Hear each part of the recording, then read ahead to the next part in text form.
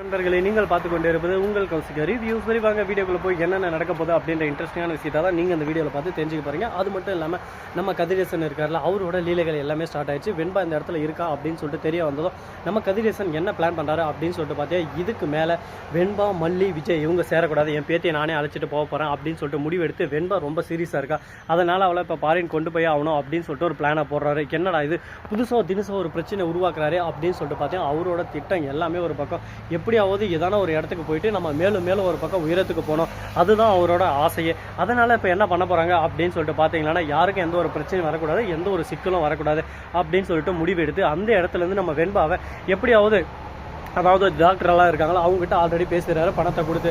இந்த விஷயம் விஜய்க்கு தெரிய வருது. விஜய் தான் நானும் வரேன் அப்படின்னு சொல்லிட்டு சொல்லியிருக்காரு. சரி வா மாப்பிள்ள, அதெல்லாம் ஒன்றும் இல்லை அப்படின்னு சொல்லிட்டு வெளிநாட்டுக்கு அழைச்சிட்டு போயிட்டு வெளிநாட்டில் ஆல்ரெடி பேசிட்டு இருக்காரு. இந்த மாதிரி டாக்டர் ஃபோன் பண்ணி இந்த மாதிரி என் பேத்தி என் கூட இருக்கணும், அதனால் இவ்வளோ நாள் முடியுமோ அவ்வளோ நாள் அங்கேயே ஹாஸ்பிட்டலில் இருக்கிற மாதிரி பண்ணி இங்கே அப்பப்போ செக்அப் வந்துனே இருக்கணும். இது ரொம்பவே ஒரு பக்கம் மிகப்பெரிய ஒரு பிரச்சனை. இந்த பிரச்சனைனால வெண்பாவோட உயிருக்கே ஆபத்து இருக்குது அப்படி இப்படின்னு சொல்லிட்டு நிறைய கதையிலலாம் ஒரு பக்கம் கட்டி விடுங்க அப்படின்னு சொல்லிட்டு சொல்லிடுறாங்க. உடனே இதை கேட்டதும் சரி ஓகே, நீங்கள் வந்து எனக்கு பணம் கொடுத்துருக்கீங்க, ஹெல்ப் பண்ணியிருக்கீங்க, அதனால் இந்த உதவியை உங்களுக்கு சேரும் கதிரேசன், மற்றபடி எந்த ஒரு விஷயம் நீங்கள் எதிர்பார்க்காதீங்க என்கிட்ட அப்படின்னு சொல்லிட்டு சொல்லிடுறாங்க. இதனால் பின்விளைவுகள் எனக்கு எதனா வருமா அப்படின்னு சொல்லிட்டு அவர் கேட்குறாரு. அந்த மாதிரி உங்களுக்கு எந்த பிரச்சனையும் வராது, நீங்கள் கவலைப்படவே வேணாம், உங்கள் வாழ்க்கையில் சிக்கல் எதுவுமே வராது, எல்லாத்தையும் நான் பார்த்துக்கிறேன் அப்படின்னு சொல்லிட்டு வாக்குறுதி கொடுக்குறாரு கதிரேசன். அதே சமயத்தில் மறுபக்கம் என்ன நடக்குது அப்படின்னு சொல்லிட்டு பார்த்தீங்கன்னா, நம்ம விஜய் இருக்கார்ல, அவர் வந்து ஒரு பக்கம் இதை கேள்விப்பட்டதும் அங்கே ஃப்ரெண்ட்ஸ் டாக்டர் எல்லாங்கிறாங்களா, அவங்களெல்லாம் ஒரு பக்கம் ரெஃபர் பண்ணுறாங்க. ஆனால் கதிரேசன் அதுக்கெல்லாம் விடல. இத்தனை நாள் நீயும் உன் பொண்டாட்டி எல்லாரும் சேர்ந்து ஒரு பக்கம் ஆடின்னு இருந்தீங்க, ஓடாமல் ஓடி இருந்தீங்க, அதெல்லாம் நான் எதனா கேட்டேன்னா நீங்கள் உங்கள் இஷ்டத்துக்கு ஆடினீங்களா, அதெல்லாம் நான் எதுவுமே பண்ணல. ஆனால் அதே மாதிரி தான் நான் இப்போ சொல்கிறேன், என் விஷயத்தில் நீங்கள் தலையிடக்கூடாது, இதே மாதிரி என் விஷயத்தில் தலையிட்டு இருந்தீங்கன்னா அதுக்கப்புறம் தேவையில்லாமல் ஒரு பக்கம் மறுபக்கம் என்னோட சுயரூபத்தை பார்க்குற மாதிரி வரும் அப்படின்னு சொல்லிட்டு சொல்கிறாங்க. இதை கேட்டதும் என்ன பேசுறது ஏது பேசுறதுன்னு சொல்லிட்டு தெரியாமல் விஜய் ஒரு பக்கம் சைலண்டாக இருக்காரு. சரி ஓகே, இப்போதைக்கு நம்ம மேலே எதாவது கேஸது உள்ளதா திருப்பி இது ஃபஸ்ட்டு தான் ஆரம்பிக்கும், நம்ம வெண்பாவோட உயிர் தான் முக்கியம் அப்படின்னு சொல்லிட்டு சரி ஓகே கதிரேசன் போகலாம் அப்படின்னு சொல்லிட்டு முடிவு எடுத்துடுறாங்க. அங்கேருந்து ஒரு பக்கம் ஷிஃப்ட் ஆகிறதுக்கான வேலையெல்லாம் செஞ்சுன்னு இருக்காங்க. அதே சமயத்தில் மல்லி இந்த விஷயத்தை தெரிஞ்சுக்கிறாங்க. கதிரேசன், ராஜேஸ்வரி, நிஷா இவங்க 3 பேரும் பேசின்னு இருக்காங்க. அது எல்லாமே ஒரு பக்கம் ஒட்டு கேட்டுன்னு இருக்காங்க. ஓஹோ, இந்த அளவுக்கு ஒரு பக்கம் சதி திட்டங்கள் தீட்டுன்னு இருக்காங்களே, இவங்களோட சதி திட்டங்களெல்லாம் முறியடிக்கணும், இதுக்கு மேலே இந்த சதி திட்டத்தை நம்ம பின்தொடரக்கூடாது, இதுக்கப்புறம் இது இப்படியே கண்டினியூ ஆனால் அது நமக்கு தான் பிரச்சனையே வரும் அப்படின்னு சொல்லிட்டு யோசனை இருக்காங்க. யோசனை ஒரு பக்கம் அதிகமாகிட்டு போயினே இருக்குது. இப்போ என்ன பண்ண போகிறாங்க, ஏது பண்ண போகிறாங்க, அடுத்து இவங்களோட முயற்சி என்னவா இருக்கும் அப்படின்னு சொல்லிட்டு பல சந்தேகங்கள், பல கேள்விகள் நம்ம மனசுக்குள்ளே ஓடிக்கிட்டு தான் இருக்குது. சரி, இந்த மாதிரியெல்லாம் ஒரு பக்கம் போயிட்டு இருந்தாலும் அதே சமயத்தில் மறுபக்கம் என்ன நடக்குது அப்படின்னு சொல்லிட்டு பார்த்தீங்கன்னா, நம்ம தலைவர் விஜய் இருக்கார்ல, அவர் வந்து நல்லா அழகாக யோசிச்சு ஒரு விஷயத்த செஞ்சுருக்காரு. அப்படி என்னடா விஷயத்த செஞ்சார் அப்படின்னு சொல்லிட்டு பார்த்தீங்கன்னா, மல்லிகிட்ட ஓப்பனாக சொல்லியிருந்தோம், பார் மல்லி, கதிரேசன் ஒரு முடிவு எடுத்துட்டார், அவர் ஒரு முடிவு எடுத்தால் அது தேவையில்லாத பிரச்சனை வரும், சிக்கலாக வரும், அதனால் இதுக்கு மேலே இது இப்படியே பின்தொடர்றது எனக்கு பிடிக்கல, நான் தெளிவாக சொல்லிட்டேன், இதுக்கப்புறம் நீ இருந்துன்னு ஒரு பக்கம் வாண்டடா இப்படி பண்ணலாம் அப்படி பண்ணலாம்னு சொல்லிட்டு தேவையில்லாமல் ஒரு பக்கம் வதந்தியை கிளப்புறது, தேவையில்லாமல் பிரச்சனை உருவாக்குறது, இந்த வேலையெல்லாம் வேணாம், ஏன் வழியில் என்னை விட்டுரு.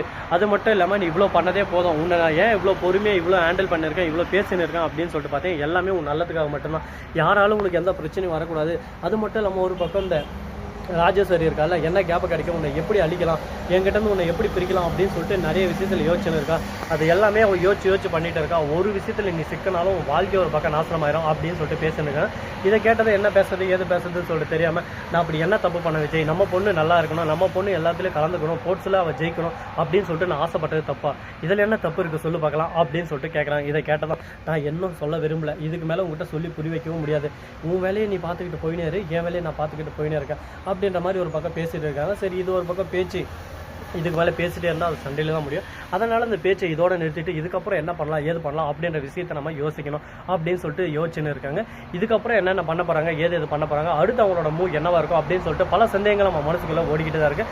அந்த சந்தேகங்களுக்கான விடை கிடைக்குமா கிடைக்காதா, என்ன நடக்க போகுது ஏது நடக்க போகுது அப்படின்ற விஷயத்தை கூடிய விரைவில் கூடிய சீக்கிரம் நீங்கள் நேருக்கு நேராக கண்ணுக்கு எதிராக பார்க்க தான் போகிறீங்க, பார்த்து தெரிஞ்சுக்க தான் போகிறீங்க. அது மட்டும் இல்லாமல் நம்ம மல்லி இருக்காங்களா, அவங்க வந்து வெண்பா கிட்ட பேசுகிறாங்க. வெண்பா வந்து எனக்கு ஃபாரின் போகிறதுக்கெல்லாம் இஷ்டம் இல்லை, அங்கே ஹாஸ்பிட்டல் போகிறதுக்கெல்லாம் இஷ்டம், எனக்கு நல்லா தான் இது உடம்புக்கு, எனக்கு நல்லாவே தெரியுது மல்லியம்மா, எனக்கு எந்த பிரச்சனையும் இல்லை, எல்லாமே போய் சொல்கிறாங்க, அது எல்லாமே எனக்கும் தெரியும் வெண்பா, ஆனால் இது உங்கள் அப்பா கிட்ட திரும்ப நான் சொன்னேன்னா தேவையில்லாமல் ஒரு பிரச்சனை வரும். விஜய் ஒரு பக்கம் சிக்கலில் ஆல்ரெடி மாட்டின்னு இருக்காரு, அந்த கதிரேசன் ஆல்ரெடி சுடர் விஷயத்தை இன்னும் கிளறாமல் இருக்காரு, சுடரை அந்த மாதிரி அழைச்சிட்டு வந்து என் பொண்ணை கொண்டது இவன் தான், என் பொண்ணை கொண்டதோட மட்டும் இல்லாமல் இந்த விஷயத்தை மறைக்கிறதுக்கோசம் தான் சுடரை அழைச்சிட்டோமா அப்படின்ற பல கேள்விகள் இந்த இடத்துக்கு திரும்ப எழுந்து வரும்.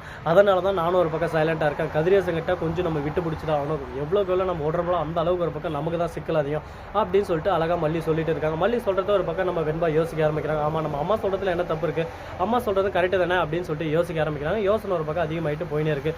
இதுக்கப்புறம் என்னென்ன நடக்க போகுதுன்னு சொல்லிட்டு தெரியல. கடவுளே, என்னடா இது, நமக்கு மட்டும் ஏன்டா இந்த அளவுக்கு ஒரு பக்கம் சிக்கல் விக்கல் பிரச்சனை நக்கல் இந்த மாதிரி எல்லாமே வந்துக்கிட்டே இருக்குது, நம்ம என்ன பாவம் செஞ்சோம், யாருக்கு என்ன செஞ்சோம் அப்படின்னு சொல்லிட்டு நிறைய விஷயங்கள் ஒரு பக்கம் யோசிக்க தோணுதில்லை. என்னங்க பண்ணுறது, யோசிக்க தான் தோணும். வாழ்க்கைன்னா அந்த மாதிரி நிறைய விஷயங்களெல்லாம் யோசிச்சு சிந்திச்சு நம்ம செஞ்சு தான் ஆகணும். எந்த ஒரு விஷயத்தையும் நம்ம சாதாரணமாக எடுத்துக்க முடியாது. இல்லை, எல்லாமே ஒரு பக்கம் ட்விஸ்ட்டு மேலே ட்விஸ்ட்டு கொடுத்துட்டு தான் இருப்பாங்க. இந்த பக்கம் போனால் குத்துது குடையுதுனாலும் அந்த பக்கம் போனாலும் குத்துது குடைய தான் செய்யுங்க. அதுக்காக எல்லாத்தையும் நம்ம ஒரு பக்கம் ஈஸியாக எடுத்துக்க முடியாது. எல்லாமே ஒரு பக்கம் கடந்து போகிறது தான் வாழ்க்கையில் ஒரு சகஜமான ஒரு வாழ்க்கைன்னு சொல்லிட்டு சொல்லுவாங்க. அது போல தான் இப்போயும் நடந்துகிட்டு இருக்குது. அதே போல் தான் நம்ம மல்லி இருக்காங்களா, அவங்க வந்து விஜய் கிட்ட நான் கர்வமாக இருக்கேன் அப்படின்ற விஷயத்த சொல்ல வராங்க. விஜய் கேட்டது ஷாக் ஆகிறார் ஒரு பக்கம். அதே சமயத்தில் சந்தோஷமும் படுறாரு. ஓகே மல்லி, இந்த விஷயம் எனக்கு ஃபஸ்ட்டே தெரியும், நீ எப்போ சொல்லுவேன்னு சொல்லிட்டு நான் காத்துருந்தேன், மற்றபடி இந்த விஷயம் தெரியாமல் எல்லாம் இல்லை அப்படின்னு சொல்லிட்டு சொன்னதும் உடனே நம்ம மல்லிக்கு ஒரே ஷாக் ஆகிடுது. ஐயோ, என்னடா இந்த அளவுக்கு ஒரு பக்கம் தெரிஞ்சு வச்சுன்னு இருக்காங்க. இது ஒரு சந்தோஷப்படுறமான ஒரு விஷயமா தான் இருக்குது. பரவாயில்ல, நல்ல விஷயம் தான். ஓகே விஜய், இது தெரிஞ்சிச்சு, இதுக்கு மேலே என்ன பண்ணலாம் அப்படின்னு சொல்லிட்டு அடுத்தபடியாக பேச ஆரம்பிக்கிறாங்க. எனக்கு சந்தோஷம் தான், எந்த ஒரு விஷயம் இல்லை. ஆனால் நீ என்கிட்ட ஃபஸ்ட்டு சொல்லுவோம் நான் எதிர்பார்த்தேன், ஆனால் நீ சொல்லலை. நீ சொல்லாததுக்கு பல காரணங்கள் இருக்கும். அந்த காரணங்களை நான் கேட்டு இன்னும் உன்னை புண்படுத்த விரும்பல. இந்த வீடியோ பிடிச்சிருந்தா லைக் பண்ணுங்கள், கமெண்ட் பண்ணுங்கள், ஷேர் பண்ணுங்கள், டிண்டிங் பெல்லை தட்டி விட்டு போங்க. அப்போ தான் நான் போகிற அடுத்தடுத்த வீடியோ உடனுக்குடன் வரும். மிக்க நன்றி. தேங்க்ஸ் ஃபார் வாட்சிங். Tata, see you. நன்றி, வணக்கம், வந்தனம், வருகை தருகிறேன்.